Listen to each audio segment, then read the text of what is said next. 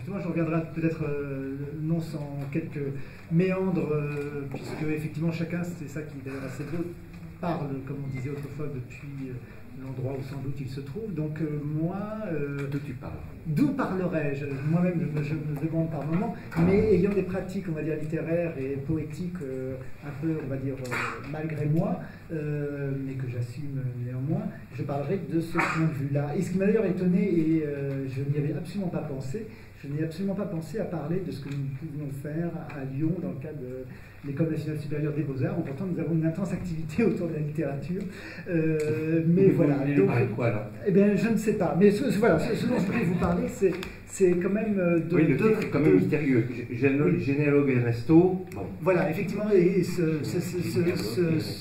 lapsus, et soutenu de ma part, en tout cas, traduit un désir d'opacité et de non-communication que de mon côté, dont je suis assez fervent. Donc, je vous propose, puisque Lionel nous a fait, paraît-il, une intervention d'universitaire, donc moi je vous ferai une intervention enfin voilà, sur un mode à la fois opaque et non communicationnel. Je voulais d'ailleurs d'emblée préciser quelque chose, que bien des choses que je vais énoncer, n'ayons crainte, seront fausses, heureusement. L'avenir de la littérature française est entre les mains des écoles d'art et de la collaboration naturelle avec l'université. Ce qui s'y passe est de la plus haute importance pour le devenir fictionnel et les équilibres, plus qu'on ne le croit, entre la parole, les institutions, les pratiques, les savoirs, les possibilités, le désir, le marché, l'État, l'ensemble des représentations bien sûr et des corps intermédiaires, et des corps eux-mêmes, bien sûr. Si la parole est heureuse, la nation et au-delà le seront. Se trouvent dans les rangs, peut-être pourquoi pas dans les ronds d'ailleurs, se trouvent dans leurs rangs ou dans leurs ronds, donc celles et ceux, d'ailleurs plutôt majoritairement celles, qui sont en train de fomenter quelque chose que nous ignorons. Nous n'en savons pas grand-chose, et chauves sans doute aussi, sauf qu'il n'aura pas grand-chose à voir avec ce que nous pouvons imaginer. Et pourquoi? Ces écoles d'art bruissent en France d'un intérêt pour la littérature. Le texte polymorphe, la parole, les expériences langagières, pures, dures, amorphes, sophistiquées, brutes ou tièdes, mais aussi le récit, le dialogue, la narration s'arrachent. Un autre canon s'impose, notamment par rapport, bien évidemment, à l'université. La poésie, terme générique et vide par excellence, dont objectivement personne ne se soucie, et d'ailleurs plutôt à juste titre d'ailleurs, paraît sinon enviable, ce serait trop dire, mais en tout cas ouvre un horizon reconnu, accepté, non ultra marginalisé comme d'emblée ailleurs. Elle est présente et elle paraît même curieusement revêtue d'une force d'attraction réelle. Hors circulation monétaire, par son économie simplissime de moyens aussi, tout le monde sait ça, hop, on fait ça avec n'importe quoi, du langage, un bout de papier, ou même sans papier, en parlant, tout simplement. Elle se joue, la poésie, des processus accumulatifs. Un tel engagement, pour si peu d'impact, étonne. Je pourrais vous raconter ce que me racontent mes collègues qui sont artistes visuels. Poésie et poésie, et vie et vie, et poésie et poésie et poésie, proche en cela donc d'une discrimination positive. Ces écoles d'art se sont mises à écrire et le choc est grand. Le choc, naturellement, est simulé, car il y a longtemps déjà qu'auprès de leurs collègues artistes visuels, donc des praticiens de la langue s'activent et les ont investis. Sous couvert de culture générale, d'enseignement théorique, actualité artistique, on disait autrefois, depuis des lustres, ces individus ont parlé aux étudiants dans, avec, incidemment, et de cet étrange idiome de réalité, de justesse, voire avec un peu d'emportement de justice quelquefois, d'énergie qu'est ou que serait la poésie contemporaine. Par poésie, on entendrait, là de façon plutôt classique, jeu de langage et savoir-faire, quelque chose qui se déploie à l'instar de la fresque du bon gouvernement de Lorenzetti, le juste, le bon et le bien, aussi spécieux, impraticable et injustifiable que cette acception le laisse entendre, avec néanmoins la prudence et la magnanimité au premier plan, et la capacité de ne pas pouvoir prononcer le terme ou le mot magnanimité, auquel on adjoindra hermétisme et élitisme pour tous. Car la poésie est un horizon qui étrangement coulisse impeccablement à l'instant présent avec l'art contemporain et le déceptif qu'il impose. On renverra notamment à la dernière Biennale Whitney qui l'an passé, en 2014, invitait en grand nombre des écrivains, des poètes, des artistes visuels contemporains, et bien évidemment ça ne fait que commencer, du moins je l'espère.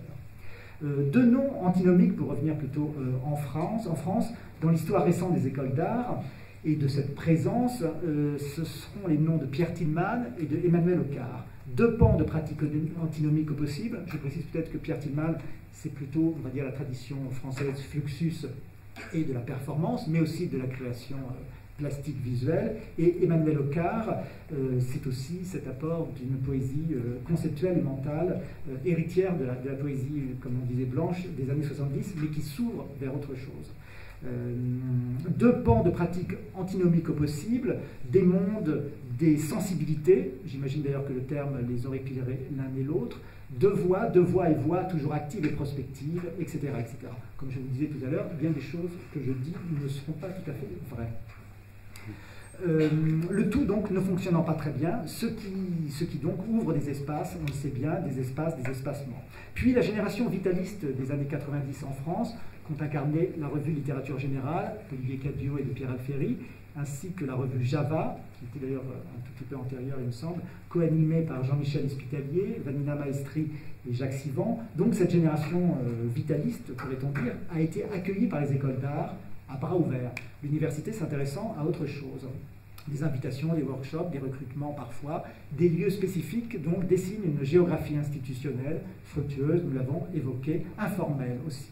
Les étudiants curieux, informés, incluent du texte à leur travail, s'intéressent à la poésie visuelle, sonore, ils écrivent, ils osent des récits, des dialogues, des fragments, ils montent du texte et les assemblent comme ils font aussi du côté visuel, de même qu'ils filment, ils pratiquent le son, la performance. Tout cela est su et vrai et reconnu, et les temps sont heureusement révolus peut-être, où de similaires intrusions suscitaient sans doute la méfiance, voire même étaient discriminées.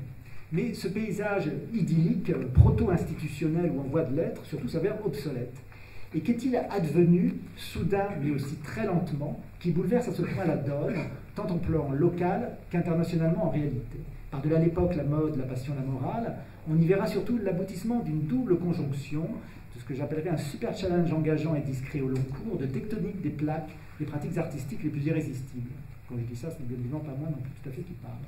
D'une part, il s'avère que les pans viables et dynamiques de la poésie, de la littérature expérimentale, ou de la littérature expé, comme on disait autrefois, se sont enfin détachés de la littérature, laquelle, éditorialement en France, a achevé d'expulser les derniers espaces hétérodoxes de la création écrite, relégués d'ailleurs et marginalisés déjà dans l'espace public et médiatique. La relève, qui vient d'Internet, se met en place, mais les processus de filtrage, peut-être un peu en raison de quelques désirs très narcissiques, cafouillent légèrement, ce qui d'ailleurs peut être assez intéressant. Mais les écoles d'art ont été là et elles accueillent cette littérature hétérodoxe, néo-transgenre, pourrait-on dire, de même qu'elle a accueilli, qu'elle continue à accueillir la vidéo qui prolonge à la fois un cinéma expérimental et un cinéma documentaire, et le tout a été encaissé, pourrait-on dire, par ces écoles d'art qui servent, et dont la raison d'être est aussi, et c'est très bien, de servir un peu en quelque sorte de voiture balai, même si je ne sais pas exactement ce que c'est qu'une voiture balai d'ailleurs comme image, mais je pense que l'image est intéressante parce qu'elle induit un aspect un peu péjoratif de la chose, tout en ayant aussi une fonction lustrale qui est là. Évidemment, ces écoles d'art sont à la fois peut-être des lieux de bain, pourquoi pas, d'ailleurs j'y avais jamais pensé, de bain collectif, mais je pensais plutôt à des lieux de soins. Je pense que le corps enseignant soigne les étudiants, qui nous soignent aussi en principe. Enfin, de part et d'autre. Parce que tout simplement, donc cette production, la production à peu près vidéo comme la production poétique, la production vidéo, les choses ont bien évidemment quand même changé. Comme la petite enfance handicapée ou le 4e âge ont besoin d'être pris en charge. Les écoles d'art sont là. On le disait, Enzo Corman le disait, la poésie est cette enfance constante dont on ne peut pas tirer forcément grand-chose, qui se maintient permanentement dans un âge critique, lequel perdure au-delà du raisonnable. L'enfance étant celui qui n'a pas acquis le langage, ce qui est d'autant plus audacieux quand il s'agit alors justement de parler ou d'écrire, oxymore par excellence, qui, dénudé d'efficace, ne peut qu'en posséder encore plus. L'indéniable avantage est que cette poésie se trouve en principe, en tout cas, débarrassée du moins des acceptions ringardes et confite en poétisme nul et inconceptuel. On remerciera d'ailleurs une nouvelle fois Emmanuel Ocar. qui circule et qui continue, et c'est d'ailleurs très bien aussi, qui continue à circuler sous ce même nom. De l'autre, l'art contemporain, dont le devenir missionnaire est de tout emporter, après avoir fait subir quelques soubresauts et déplacements à la littérature, se voit impacté à son tour de front. Donc par quoi d'ailleurs Lionel constatait, mais moi aussi, rétrospectivement, des figures bibliques surgissent à notre grand étonnement. David contre Goliath, insubmersible et réjouissant, l'art contemporain s'avère à son tour multiforme, vaguement défendant, réverbéré, harponné par ce truc ringard, déliquescent, etc., donc qui est la poésie, laquelle acquiert une sorte de désirabilité, notamment par son inutilité. La littérature, c'est l'argument classique, ça ne sert à rien, donc c'est forcément très appréciable. Il ne s'agit pas non plus là de rejouer ou de renouer le perpétuel revival des liens qui ont été très forts entre poésie et avant-garde, bien sûr, bien que nous avons appris à fantasmer, et c'est une excellente chose, que nous continuons à fantasmer, mais pourrait-on dire la conviction en moins, donc émerge et se diffuse à toute allure un nouveau paradigme artistique, flou, prospère, pragmatique, un peu nul néanmoins, international réseauté, textualiste en tout cas. On a beau tempêter ou cracher quant à l'art contemporain cynique opportuniste, mais celui-ci a l'inconscience active, dans ces lieux de tempérance en tout cas que sont les écoles d'art, de se soucier de ce qui advient. Non par dévouement, bien évidemment, mais en vertu des arcanes et agencements étranges que le monde et les mondes de l'art fabriquent. Après donc des tentations rock, pop et punk, un petit tour par le spectacle vivant, sous un vocable indéterminé, qu'on aura tout intérêt à ne surtout pas qualifier trop vite, au risque de le fossiliser déjà, intermédiaire obovo intergénérationnel, ça c'est pas si sûr, et mondialisé, mais rien à voir avec le tout monde, la poésie littérature expérimentale vivifiée devient art contemporain à part entière. En vertu notamment de cette apologie qui persiste donc dans le grand récit de l'art contemporain, jusque dans ses prolongements les plus mercantiles actifs, de ce lien merveilleux entre la création, l'art, etc. Le vif, l'inattendu, le neuf, le résurgent, l'ultime dépôt de technique et de savoir, pour paraphraser le poète et photographe Denis Roche, se trouve être textuel. Autre surprise en interne à ces écoles d'art, la réforme LMD, licence master, doctorat de Bologne, et l'obligation du mémoire, travail réflexif d'articulation et d'intelligibilité dans et avec le langage, qui a contraint les étudiants à devoir tout simplement faire quelque chose. Démunis donc des linéaments d'une écriture académique, ces étudiants se sont accaparés de ce qui leur venait littéralement sous la main, à savoir leurs propres écritures ordinaires. On verra aux travaux, si on veut faire savant, de Daniel Fabre.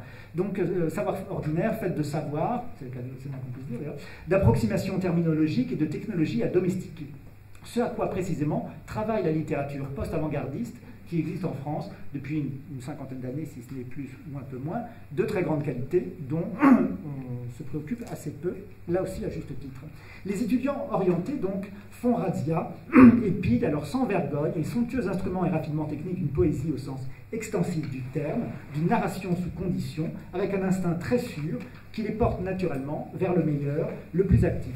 Ils bricolent avec énergie, beaucoup de sérieux et aucun humour, des agencements signifiants, un continuum efficace, intrigant, sans doute illégitime, un assemblage narration, investigation, document, parole, mais qui marche et qui construit, j'ai oublié de dire que dans cette école où j'enseigne à Lyon, je m'occupe à la fois d'une chose qui s'appelle la station d'art poétique, qui avait été cofondée par Patrick Valdois et Jean-Marie Glaise lorsqu'il lui-même s'occupait du centre d'études poétiques à Lyon, et je m'occupe aussi du suivi des mémoires. C'est pour ça que donc, je me permets d'imbriquer, tout en empiétant sur la discussion de demain peut-être, mais voilà.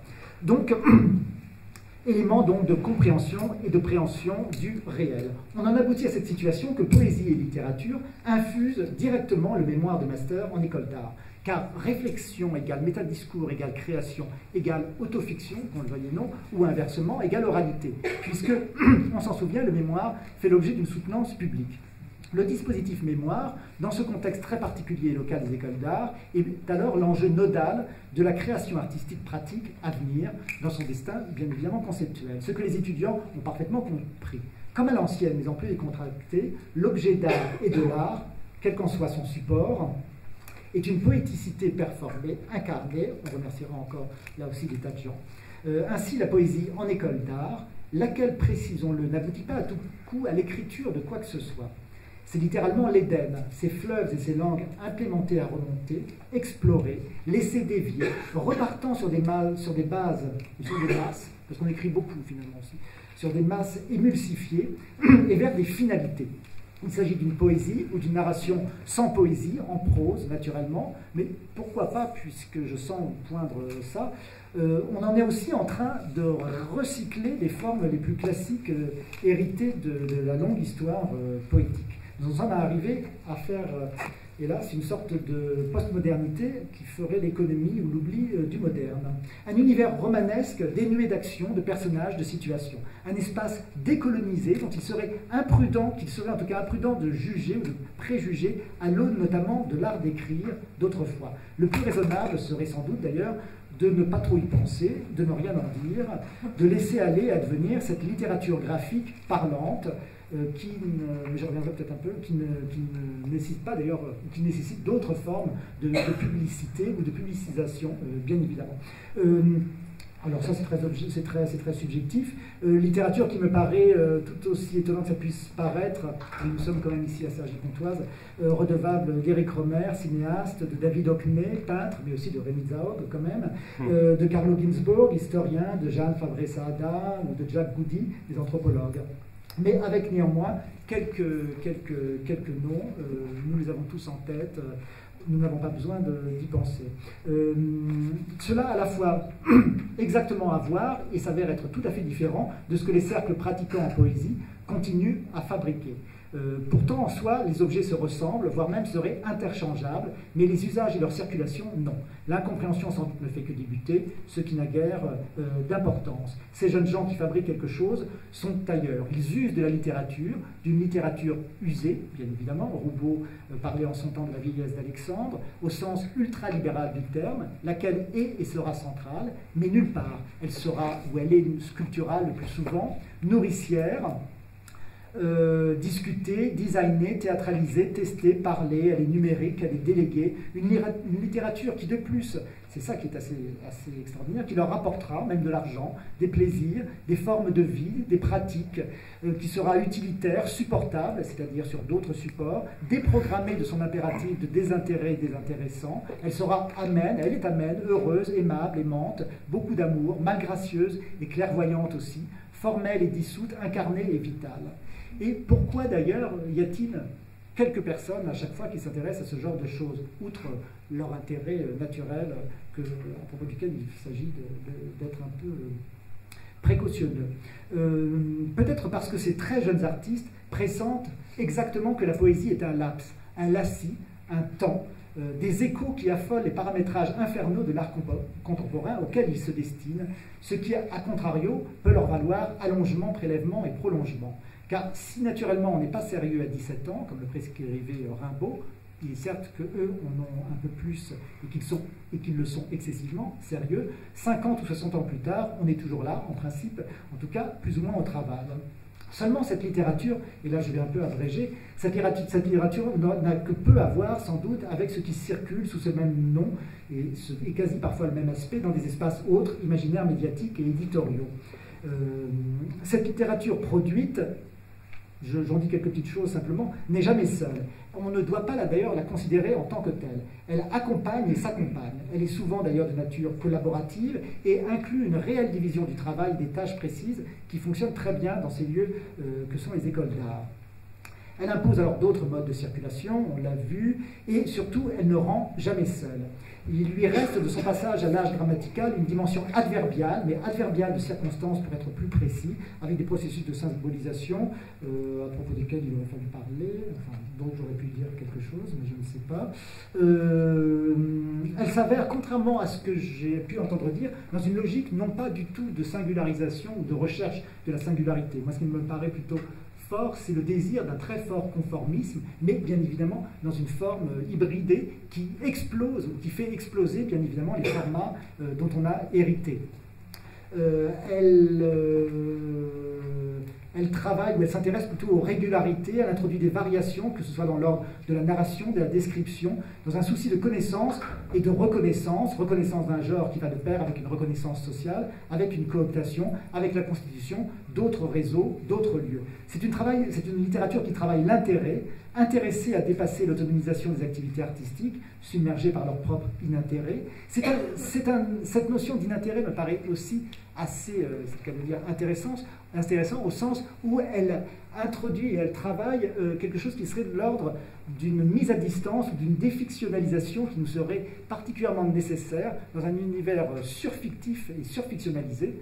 On a vu ça malheureusement ces derniers temps. Et peut-être justement, à sa manière, cette micro-littérature, quand je dis micro-littérature, il n'y a rien de péjoratif, il va sans dire, nous permettrait peut-être de tenir à distance une sorte de submersion par la fiction qui, il me semble, en tout cas je parle à titre très personnel, semble engloutir nos vies ou à défaut l'idée que l'on se fait de nos propres existences. Voilà, donc j'aurais aimé parler aussi de la dimension érotique, de la dimension de la confusion des langues, de la dimension aussi de scénographie intérieure, qui a l'avantage aussi, notamment par la présence bien souvent d'éléments textuels, en général de référence à des œuvres canoniques, de permettre notamment à des collectionneurs, parce qu'on n'oublie pas quand même que c'est un art, donc voilà, de produire des lieux qui permettent à des individus qui n'ont ni le temps ni l'usage de lire, d'être quand même en circulation avec ces éléments textuels. Je citerai peut-être la fameuse phrase que le poète Claude Royer-Journeau, à propos de la poésie, invoquait régulièrement, de poésie en termes de métier d'ignorance. Nous sommes maintenant dans une situation plutôt de professionnalisation de l'ignorance ou de l'incompétence, ce qui là aussi n'est pas du tout péjoratif. Bref, j'aurais voulu finir sur cette affaire de peinture murale, tout simplement, notamment parce que j'ai un peu essayé d'être méchant et que ça n'a pas été donc un grand succès, mais ça ne fait rien. Donc j'aurais voulu plutôt terminer sur un mot amen, à savoir que cette littérature en école d'art constituerait plutôt une invisible et gigantesque peinture murale tendue qui irait, du moins dans mon esprit, de celle que Klossowski évoque dans la vocation suspendue, aux travaux de Rémy Zahog, plus précisément ce qu'il avait fait pour le laboratoire de recherche Roche à Bâle, construit par Herzog et de Neuron. Peinture murale sur laquelle il serait écrit une phrase, non subliminale d'ailleurs, une seule phrase, mais bien évidemment une phrase que nous ne parvenons pas à lire, qui s'avère néanmoins lisible pour certains d'entre nous. La phrase n'est naturellement pas la même pour chacun, mais chacun est sommé de la regarder. La regarder n'est pas forcément la lire d'ailleurs, et la plupart des personnes présentes n'éprouvent pas le besoin de regarder ou de déchiffrer, ou de comprendre peut-être. C'est en soi peut-être dommage, mais cela ne l'est pas. Merci. Merci, Jérôme.